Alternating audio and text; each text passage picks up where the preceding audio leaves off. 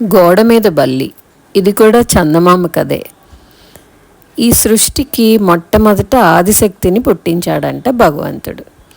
శక్తి స్వరూపిణి అయినటువంటి ఆ జగన్మాత జన్మించగానే, ఓయ్ దేవుడా, నన్ను పుట్టించావు, బాగానే ఉంది, అయితే నాకు ప్రతి జంతుబలి కావాలే, మరి నా ఆహారం మాట ఏమైనా ఆలోచించావా అని అడిగింది.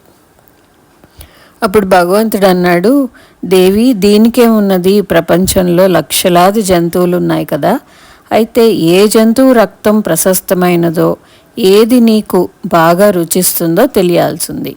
అందుకోసమని ఇదిగో ఇప్పుడే పోయి రమ్మని ఈ దోమరాజుని పంపిస్తున్నాను అని చెప్పాడు. దేవుడి ఆజ్ఞ ప్రకారం దోమరాజు బయలుదేరిపోయి ప్రపంచంలో ఉండే ప్రతి జంతువు శరీరము తన వాడి తొండంతో పొడిచి రక్తం పీల్చి చవి చూస్తూ వచ్చింది. అయితే ఏ జంతువు రక్తం ఎంత రుచిగా ఉంటుందో స్వయంగా తెలుసుకుంది.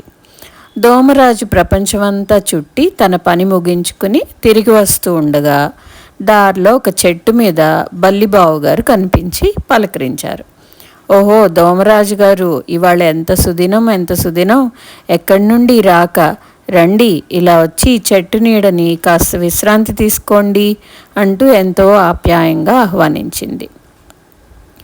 బల్లిబావ ఇంత ఆప్యాయంగా పిలవడం చూసి, భేష్, బాగానే ఉంది, నేను ఈ ప్రపంచమంతా సంచారం చేసే మహాకార్యంలో ఈ బల్లి మాట మర్చిపోయాను, అవకాశం దొరికింది కనుక ఇప్పుడు ఆ పని కూడా ముగించుకుని మరీ పోవచ్చు అనుకుని దోమరాజు సంతోషించింది. ఇంతలోనే మాట పలుకు ఆడుతూ బల్లిబావ కుశల ప్రశ్నలు అడిగేసరికి దోమరాజు, బల్లిబావ, నీకు ఇంకా తెలీదా, శక్తి స్వరూపిణి అయినటువంటి జగన్మాతను భగవంతుడు సృష్టించున్నాడు.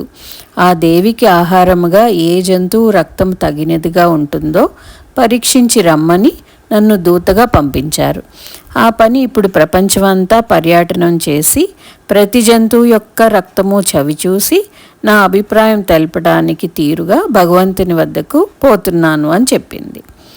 దోమరాజా, ఇవాళ చాలా గొప్ప విషయం చెవిని వేశావు. అయితే అంత ప్రపంచం చుట్టి వచ్చావు కదా, ఏ జంతువు రక్తం నీకు నచ్చింది అంటూ ఆత్రంగా ప్రశ్నించింది బల్లిబావ.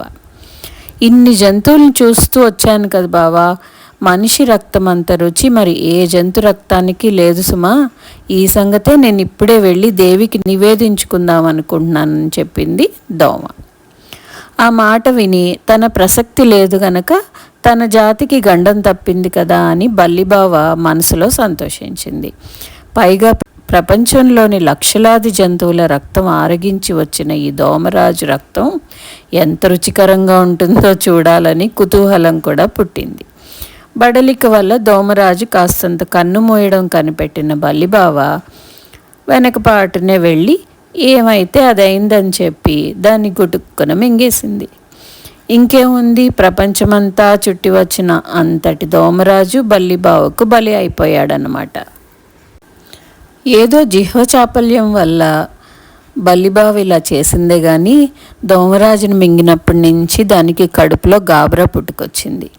కేవలం ఆదిశక్తి చేతనే పంపబడినటువంటి దూతను కొంచెమైనా ఆలోచన లేకుండా ఇలా పొట్టన పెట్టుకున్నానే, ఈ సంగతి ఎప్పటికైనా దేవి కనిపెట్టలేకపోతుందా, కనిపెట్టిన తర్వాత నన్ను శిక్షించకుండా ఊరుకుంటుందా, కనుక ఎలాగా ఇప్పుడు, తీరా దోమరాజును మింగేశానే, దీని ప్రసక్తి వచ్చినట్టయితే ఏం సమాధానం చెప్పుకోవడం అని ఇలా తనలో తనే మదనపడసాగింది. అయినా ధైర్యం చేసి బల్లిబావ భగవంతుని వద్దకు ప్రాణం కట్టింది. అక్కడ చూడగా అప్పటికప్పుడే ఎంతో కోలాహలంగా ఉంది. దోమరాజు గారు ఎదుట వస్తారా, ఏమి కబురు తెస్తారా అని అక్కడ చేరిన ప్రతి జంతువు ఆత్రంగా ఎదురుచూస్తుంది. ఇంతకు ముందే దోమరాజు అన్ని జంతువుల రక్తము ఒక్కటి కూడా వదలకుండా చవి చూసినట్టు, ఆయనకు మనిషి రక్తమే అన్నిటికంటే ప్రశస్తంగా కనపడినట్టు ఒక పుకారు పుట్టింది. దానితో మానవులంతా మన పని అయింద్రా బాబు అని బెంగతో దిగాలు పడి కూర్చున్నారు. తక్కిన జంతువులు మాత్రం తమకేం పర్వాలేదులే అనుకుని సంతోషంగా ఉన్నాయి. మరికొద్దిసేపటికల్లా బల్లిబావ అక్కడికి చేరుకుని దేవి ఎదుట నిలబడి వినయంగా నమస్కరించి తల్లి, నేను దోమరాజు దూతనండి. ప్రపంచమంతా పర్యటన చేసి వచ్చిన మా రాజావారు సుకుమారులు కావటం చేత బడలిక తీర్చుకుంటున్నారండి అంటూ నెమ్మదిగా ఏదో కల్పించి చెప్పసాగింది. అప్పుడు దేవి, సరేనయ్యా, ఆ దోమరాజు గారు వెళ్ళి వచ్చిన పని ఏమైంది, పర్యవసానం ఏమిటి, ముందు ఆ సంగతి చెప్పు అంటూ వేగిరిపెట్టింది. ఇలా జగన్మాత తనను ఆత్రంతో ప్రశ్నిస్తుందని బల్లిబావ తలచి ఉండలేదు కనుక కంగారు పడుతూ తడబడే మాటలతో మనిషి రక్తం అని చెప్పేద్దామనుకుని నోరు తిరక్క మహిషి రక్తం అనేసి ఊరుకుంది.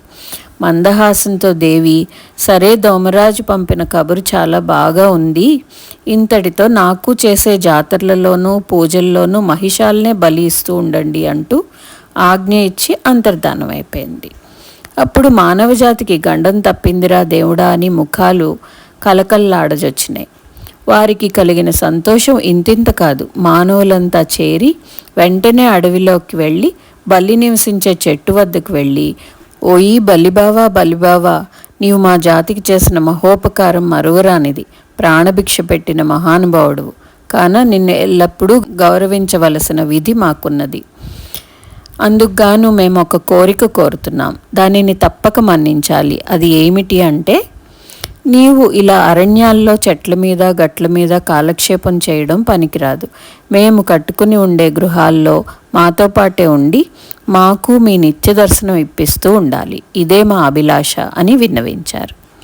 మానవుల మనవినివి పాలించడం కోసమే కాబోలు ఈనాడు కూడా ఇల్లు కట్టుకునేసరికల్లా ముందుగా బల్లి వచ్చి గృహప్రవేశమయ్యి గోడ మీద ఎక్కి కూర్చుంటుంది. బాగుందా గోడ మీద బల్లి కదా?